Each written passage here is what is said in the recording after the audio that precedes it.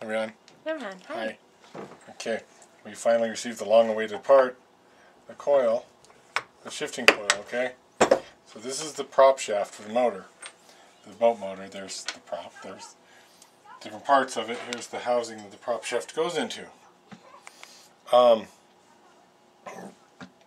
And we were having a real problem with the short, and so I thought maybe we'd videotape this before I put it all back together because I never want to take it apart again. But it's pretty cool the way that it works. It's called a selectric. It's a 1965 Evinrude engine, and I don't know if 65 might have been the first year for this. But what you have here is you have the shaft that runs through here. The propeller sits on the back of it like this, inside of here, and then this is driven by the drive shaft, which comes straight down from the motor, and it spins. So what happens is, this is the pinion, and the pinion's got a little bearing in it too. It's got a bearing in there. The pinion is always spinning when the motor is, and what it is these are both in a neutral gear, and they're both spinning opposite of each other when it's not engaged, when it's in a neutral gear. But what happens is these two coils, or shifting coils, is called a selectric because the electric shifting is just that. It engages into gear electrically, and because I had a bad short, I had to take this all apart and find out why. So this is how this thing works. So you got your pinion spinning both these gears just free. See, the gear will just spin free on the shaft without the shaft turning. The other one does too, but it's just quite a bit stiffer. The other one spins as well. This is the forward gear, this is the rear gear, reverse gear. The way this works though is these two coils are what put it into gear. It's an electromagnet, and what I'm going to do is I'm going to hook it up to some 12 volt DC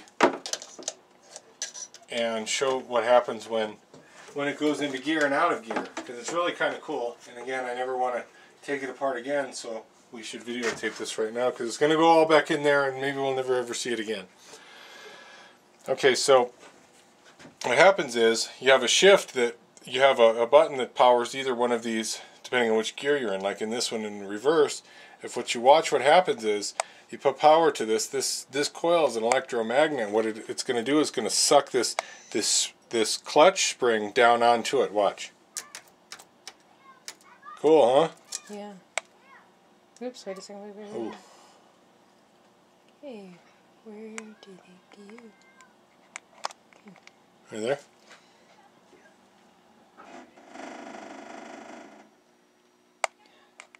I only get so close. Okay. See? Yeah. It grabs it and then let's go of it. Grabs it, let's go of it. Grabs it, let's go of it. That's reverse. Now this is the offender, the coil we're just replacing, and that's how forward works, same way. See? Once there's power to it, the electromagnet sucks that down there. But when you take the current away from it, it releases it and it's back into neutral. That's why you have to have the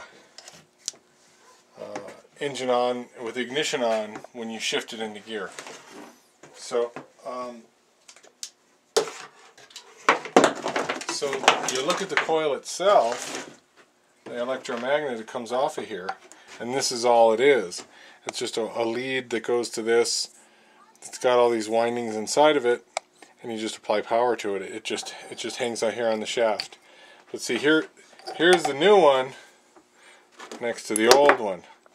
So maybe you can see why I think we needed to replace this one, because whenever I'd put it into forward, it would short out and blow the fuse. Now it's pretty understandable why that happened. That said, if you take a look at my reverse gear, you'll see it might not be too long for this world either. If you look, I don't know if you can see it, but you can start to see a little bit of the windings down in there. But it's reverse, and it's a lot easier to get to than forward, because I just have to take the I don't even think I have to take the prop shaft out to get to it. I believe I just have to pull off a snap ring and pull this off of there. Well, except for the wire, I guess that would be a problem. Anyway, I'm just not as worried about reverse right now as I am about forward. Anyway, that's what I wanted to show, because again, I'm going to put this all back together and I never want to take it apart again, but it is kind of interesting. It is kind of neat and interesting. Both of these coils go down into this into this housing, and then the wires come out here and the pinion comes out here. Right up to that shaft like so. And back here's where the fun happens. It pushes the boat through the water so we can go drown worms.